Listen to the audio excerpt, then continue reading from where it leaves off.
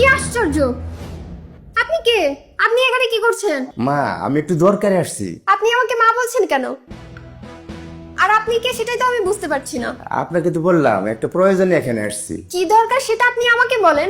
সাহায্য চান? এখানে কোনো সাহায্য করা হয় না। আপনি এবার আসুন। আমি তো সাহায্য চাই না, আমি ফারাবির সাথে দেখা করতে আসছি।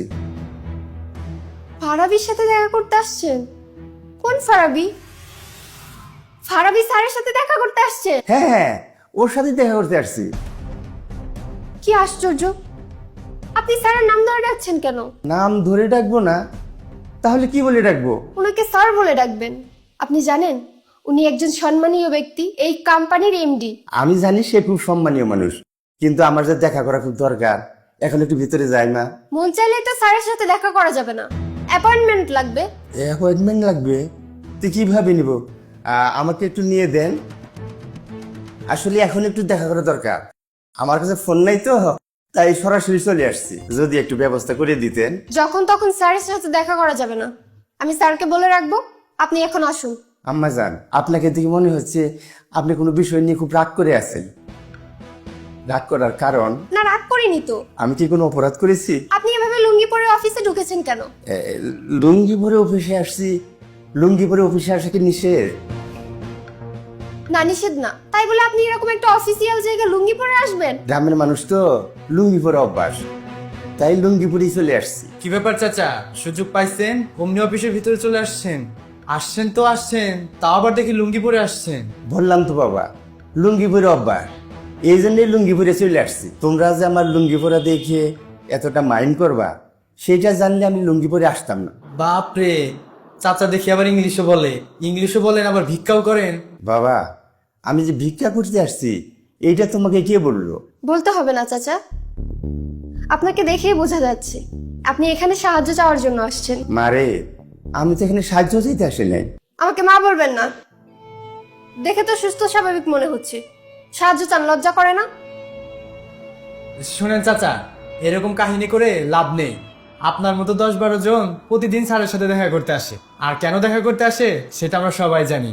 ওই যে স্যারের কাছ থেকে টাকা পয়সা চেয়ে চেয়ে নেয়। আমাদের স্যার আবার উদার মনের মানুষ, যে সাহায্য চাইতে আসে তাকেই সাহায্য করে দেয়। স্যারের কাছে কিছু কিছু সময় সুস্থ স্বাভাবিক মানুষ আসছে সাহায্য চাওয়ার জন্য। স্যার বুঝে এগুলা টাউট বাটপার, তারপরও স্যার সাহায্য করে। এই জন্য আপনাদের সাহস হয়ে গেছে চাচা, ঘুরে ঘুরে প্রতিদিনই আসেন। এই জন্য এখানে প্রতিদিন সাহায্য চাওয়ার জন্য মানুষের লাইন লেগে থাকে। চাচা, এখনো হাত পা আছে, কর্ম করে খান। এভাবে চেয়ে চেয়ে আর কতদিন? এই যে এত কষ্ট করে অফিসে চেয়ারের সাথে সারা মাস লেগে থাকি, মাস শেষে সামান্য কিছু বেতন পাই। আর এইদিকে আপনাদের দেখেন, ঘুরেন ফিরেন খান আর ঘুরে ঘুরে টাকা তুলেন। কত সুখের জীবন আপনাদের। এই যে হাত ভালো, পা ভালো, নাক ভালো, তার ভিক্ষা করার কি কোনো দরকার আছে? ঠিক আছে, যাই হোক। কাউসার সাহেব, এরকম মানুষদেরকে এখানে ঢুকতে দিবেন না। জি ম্যাডাম, আপনি কোনো চিন্তা করবেন না, আপনি যান, আমি ওকে দেখছি। এই যে চাচা, ভালোই ভালোই বলছি, বের হন। বাবা, আমি একটু দেখা করেই চলে যাব। কি ব্যাপার চাচা, কথা কানে যায় না? বাবা, আমি বললাম তো আমি এক্ষুনি চলে যাব, এই 2টা মিনিট। যান, বের হন। একটু জরুরি কথা ছিল বাবা। না না, কিচ্ছু বলার দরকার নেই, যান তো, আপনি বের হন। বাবা রে, তুমি আমার সাথে এমন করতেছো কেন? চাচা বের হন, তা না হলে কিন্তু গায়ে হাত উঠে যাবে। কি ব্যাপার, যান যান, বের হয়ে যান। না বাবা, অনেক দূরে থেকে আসছি, দেখা না করে যেতে পারবো না। ম্যাডাম, একটু পর দেখবেন 1000 টাকা নোট 5টা হাতে নিয়ে দাঁত কেলাতে কেলাতে এদিক দিয়ে বের হয়ে যাচ্ছে।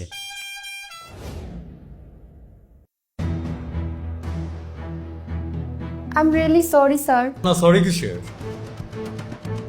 আপনারা দুজন ওনার সাথে এভাবে কথা বলেছেন কেন?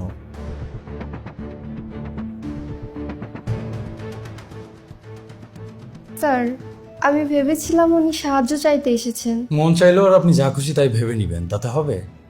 কিছু একটা ভাবার আগে তো আপনাকে অন্তত তার পরিচয়টা জানতে হবে। আমি তো এইমাত্র শুনলাম ওনার সাথে আপনারা দুজন বাইরে প্রায় 5 মিনিটের মতো কথা বলেছেন, কিন্তু এই 5 মিনিটে আপনারা একটাবার জিজ্ঞেস করেননি যে উনি কে। ওনাকে আপনারা কিছু বলার সুযোগই দেননি। স্যার, জিজ্ঞাসা কি করব? উনি লুঙ্গি পরে এসেছেন, এর জন্য আর কিছু জিজ্ঞেস করিনি। উনি লুঙ্গি পরে এসেছেন, তাতে সমস্যাটা কোথায়? এই অফিসে কোথাও কি লিখে আছে যে লুঙ্গি পরে কেউ অফিসে আসতে পারবে না? জি না স্যার। উনি তো আপনাদের মতো এই কোম্পানিতে জব করেন না। যদি জব করতেন তাহলে কোম্পানির একটা ড্রেস কোড আছে, সেটা মেনটেন করে কোম্পানিতে আসতে হতো। উনি তো ব্যক্তিগত একটা প্রয়োজনে কোম্পানিতে এসেছেন। উনি যেভাবে কমফোর্টেবল সেভাবেই আসবেন। ওনার ড্রেস নিয়ে তো আপনারা কথা বলতে পারেন না। কি বা অধিকার রয়েছে আপনাদের যে ওনার সাথে আপনারা এইভাবে কথা বলেছেন? আপনারা দুজন কি জানেন যার সাথে আপনারা এত মিসবিহেভ করলেন তিনি কে? উনি আমার চাচা। সরি স্যার, এরকমটা আর কখনো হবে না। কেন আমাকে সরি কেন বলছেন? এই কোম্পানির মালিককে সরি বলুন। কোম্পানির মালিক তো স্যার আপনি। আমি তো আপনার কাছেই সরি বললাম। হ্যাঁ, আমি এই কোম্পানির ওনার। তবে আমি তো একা এই কোম্পানির ওনার না। একটু আগে আপনারা যে লোকটার সাথে বাইরে খারাপ বিহেভ করেছেন তিনি এই কোম্পানির 50% ওন করেন। কেন মাথার উপর আকাশ ভেঙে পড়লো? উনি এই কোম্পানির মালিক? যেটা শুনেছেন ঠিকই শুনেছেন। কিন্তু ওনাকে দেখে তো বোঝা যায় না। উনি তো গ্রাম থেকে এসেছেন। হ্যাঁ, উনি গ্রাম থেকে এসেছেন। তো গ্রামের মানুষজনদের কি মনে করেন আপনারা? গ্রাম থেকে আসা একটা মানুষ কি কোম্পানির মালিক হতে পারে না? আপনারা শহরের মানুষজনই শুধু কোম্পানির মালিক হবেন, সবকিছু আপনাদের দখলে। জি না স্যার। যে জমিতে এই কোম্পানিটা দাঁড়িয়ে আছে সেই জমিতে আমার বাবা এবং আমার চাচার সমান সমান মালিকানা রয়েছে। সুতরাং এই কোম্পানিতে আমার বাবার যতটা অধিকার রয়েছে ততটা অধিকার রয়েছে আমার চাচার।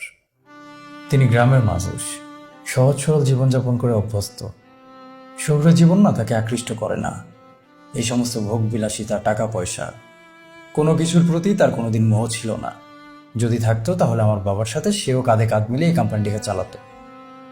যেহেতু এই কোম্পানিতে তার হক রয়েছে, তার হকের টাকা প্রত্যেক মাসে তার ব্যাংক অ্যাকাউন্টে চলে যায়। সে সেটা ছুঁয়েও দেখেন না। জীবনে বিয়ে করেননি, সন্তানাদি নেই, সহজ সরল জীবনযাপন করতে তিনি পছন্দ করেন। সেই মানুষটা একটা প্রয়োজনে আমার সাথে দেখা করতে এসেছেন, আর আপনারা তাকে বাইরে থেকে বের করে দিচ্ছিলেন। আপনাদের কি শাস্তি হওয়া উচিত বলুন তো? আমার মনে হয় আমার চাচা চান যে আপনাদেরকে এই কোম্পানি থেকে ফায়ার করে দেওয়া হোক।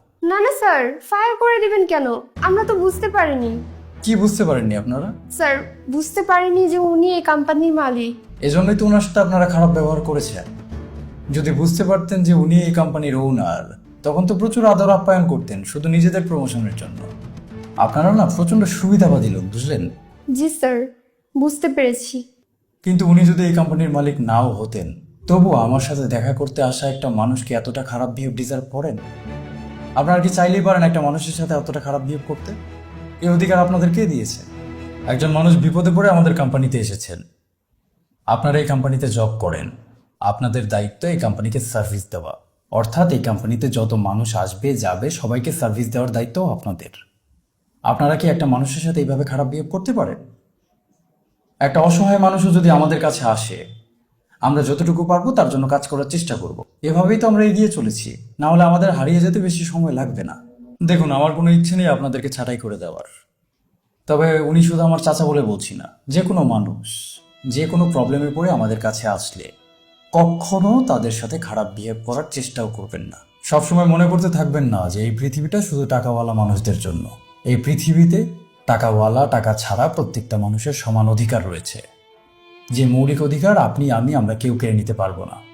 2 কলম লেখাপড়া করেছেন বলে যে লোকটা লেখাপড়া করেনি তাকে মানুষই মনে করেন না। এত অহংকার, এত দাম্ভিকতা, জীবনে যে পজিশনে আছেন এর চেয়ে উপরে কখনো যেতে পারবেন না, আরো নিচে যাবেন। যদি জীবনে বড় হতে চান, মানুষকে মানুষ মনে করেন। এত সহজেই একটা মানুষকে সস্তা ভাবতে যাবেন না। আমরা কিন্তু কেউ জানি না কোন মানুষটার ভিতরে কি রয়েছে। Sir, I am really sorry sir. না না, ঠিক আছে, আমাকে কেন সরি বলছেন? আমার সাথে তো আপনারা মিসবিহেভ করেননি। আপনারা চাচাকে সরি বলেন। চাচা, আপনি আমাকে ক্ষমা করে দিবেন। আরে না মা, তুমি আমার কাছে ক্ষমা চাইতেছো কেন? আমি তোমাকে মা ডাকছি না, আমার মা মাকে শাসন করছে, এটা নিয়ে আমি কিচ্ছু মনে করি না। তিনি চাইলেই পারতেন আপনাদের একটা ক্ষতি করতে, তিনি কিন্তু করলেন না। কিছু শেখেন। জি স্যার। এখনো যদি না বুঝতে পারেন তাহলে বাকি জীবনও বুঝতে পারবেন না। স্যার, আর কখনো আমি এমনটা করব না। ঠিক আছে, যান। আর শুনুন, আজকে থেকে আগামী 7 দিন কাউসার সাহেব আপনি অফিসে লুঙ্গি পরে আসবেন। স্যার, আমি 7 দিন লুঙ্গি পরে আসবো? যদি না আসেন আপনার চাকরিটা থাকবে না। না না স্যার, কোনো সমস্যা নেই, আমি 7 দিন লুঙ্গি পরেই আসবো। Thank you sir. আর আপনি আগামী 7 দিন কোম্পানির রিসেপশনে বসবেন। অফিসের ভেতরে আপনার কোনো কাজ নেই। এই 7 দিনে যত অভাবী মানুষজন কোম্পানিতে সাহায্যের জন্য আসবে, আপনি প্রত্যেকটা মানুষকে সাহায্য করবেন নিজের হাতে। কাকে কত টাকা আপনি সাহায্য করলেন সমস্ত কিছু ডিটেলস আমার কাছে আসবে। আশা করি এতে আপনাদের মানসিক অবস্থা কিছুটা হলেও পরিবর্তন হবে। কোনো সমস্যা নেই স্যার, আমি বসবো স্যার। ঠিক আছে, আসুন।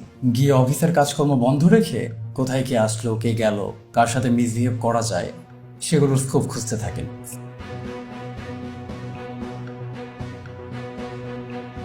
চাচা, আপনি ওদের কথায় কষ্ট নেবেন না।